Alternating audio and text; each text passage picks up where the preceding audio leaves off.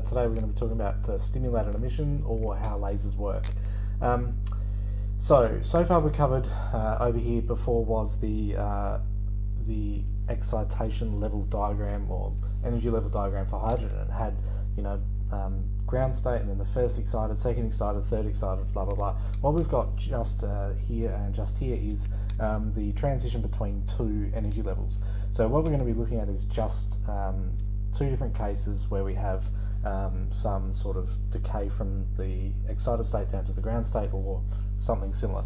So first of all, we're going to talk about spontaneous emissions. Spontaneous emissions occur when you have something in a higher energy level going to the lower energy level, and these spontaneous emissions generally happen after an electron's been excited from ground state to an excited state, and it will drop back down after 10 to the minus 8 seconds. We're looking at about 10 billionths of a second, so incredibly short amount of time. In order to have this stimulated emission thing though, we need some of these atoms here to be in an excited state for a little bit longer, so that we can actually make or force them to happen. So a stimulated emission is an emission that we force to happen. So we force this one to happen by creating a set of circumstances or characteristics that will actually make the emission happen. And in order to do that, we need what's called a metastable state. So metastable is kind of stable, temporarily stable. So before we were talking just a minute ago, it was 10 to the minus 8 seconds, so 10 billionths of a second. Now we're looking at 1,000th of a second. So, a tenth of a hundredth of a second. Incredibly short amount of time still, but obviously, about 10 millionths of a second longer than that one, or significantly longer. So what it means is that if we can get enough of these atoms to be in an excited state, and that excited state is also metastable, what we can do is force those electrons to drop back down.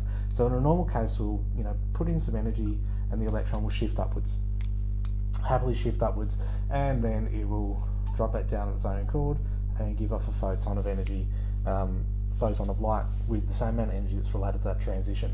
Now what we're going to do is hopefully get, this photon here is related to this transition. So if this photon is absorbed by this electron, it will force it up, and then it'll eventually drop back down and give off a photon of the same amount of energy, not necessarily in the same direction though. In order to make a laser, we actually want these things to be going in the same direction.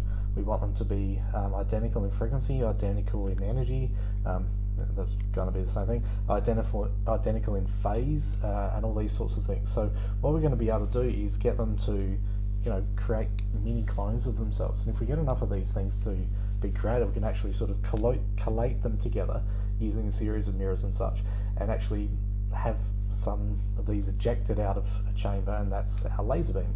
So what we really want is for this state up here, this excited state, to be metastable. So now instead of we have a few of these things going on. So let's say we've got this photon here comes along, and it actually hits this electron, or comes past this electron when that electron's in that excited state. So it's managed to find it within that 1,000th of a second. What that's going to do is, this photon, it doesn't disappear. The energy will be absorbed by an electron in order to make it go up this transition. But if something else has made this electron go up this transition, this photon doesn't get absorbed. However, it does convince this electron to drop back down and give off that photon. And in this case, our photon here and our photon here will be identical. So they'll have the same phase, they'll have the same wavelength, they'll have the same frequency, and they will be coherent, all this sort of stuff. They will be identical photons of light. And if we can get enough of these identical photons of light, one photon in, two photons out, that's stimulated emission. 2 photons in, 4 photons out, 4 in, 8 out, 8 in, 16 out, yada yada. You can see this builds up really, really quickly. And if we're looking at 1,000th of a second, you can see that after a couple of seconds we've got many thousandths of seconds inside a few seconds. So we've got a lot of this sort of stuff happening. So this stimulated emission is one that we force, and we force it by having a photon that's equal to the transition energy from a higher state to a lower one coming past hitting or coming near an electron that's already in an excited state and forcing it to drop back down, creating an identical clone of itself, yet continuing on. So in here we had a photon comes in, hits the electron goes up, electron goes down, gives back off a photon. One in, one out. Here, one photon in, the electron's already up here, so it continues on. This photon here continues on and creates an identical clone of itself. In order to make a laser beam, we need this thing here, population inversion. So if we had all of our electrons in the ground state, the photons would be absorbed, the electrons would drop back down, re-emit the photons. We're not actually building up anything, we're just getting back what we put in. Here, if we get this situation happening, we get a little bit of energy in from some sort of system, electricity, heat, those sorts of things, maybe a chemical reaction. Photon comes past, forces it or stimulates it to be emitted. So what we need is more than 50% of our electrons or our atoms to be in metastable states. And then we've got what we call a population inversion. So we've got more of this one happening than we have of this one here. And when we have more of this one happening than this one, what we're doing is increasing or amplifying the amount of energy that we've got in here. And you could say that we're amplifying light. So we're doing this light amplification by, the stimulated emission of light, I guess, of radiation. And for the eagle-eyed amongst you, you've probably already picked up, that's where we get the name laser from. So this here is amplifying light because we're using the stimulated emission of light, stimulated emission of radiation, so we're actually getting more out than what we put in terms of light.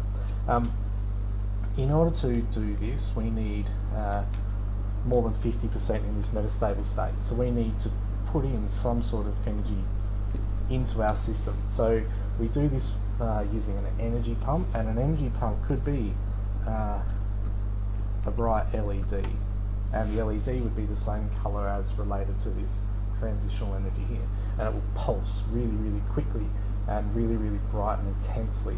So then all of these photons from this bright LED will make these jump. And if the pulses are quick enough and they're bright enough, then you get lots of these electrons at once jump up, and then if the pulse comes past again, then it can trigger the stimulated emission. It could also be from a potential difference. So if we know that this is a 1.96 electron volt transition, we can put in 1.96 volts worth of work and make these electrons jump up, and then have our light source that does the same sort of thing. So this is the pump, the energy pump, our gain medium. Now for the laser that you guys have been dealing with, we've actually got a helium neon laser, and neither of those two things really do a hell of a lot on their own. Helium will actually carry a gas discharge, and the helium will actually, so this delta V, helium will actually start to jump around, and the helium will, helium particles or helium atoms will actually bump around all over the place, and what they'll actually do is collide with the neon. And when they collide with the neon, what they're actually doing is imparting somewhere around this 1.96 electron volts worth of energy, or 1.8 to 2-ish electron volts worth of energy that's related to the red light that a helium neon laser pumps out. This thing here gains that energy, it makes the transition up, it sits there in a metastable state waiting for a photon to whiz by, it drops back down, and now we've got 2 photons out for the one piece of photon light energy that we put in, simply because we're using this collision energy between the two. Collision energy, remember, is kinetic energy is just energy, and it's actually making these electrons jump up and down a little bit, and we can knock them off their perch, I guess. So in terms of stimulated emission, light amplification by stimulated emission, or how lasers work, what we really want is a population inversion. So this has to happen.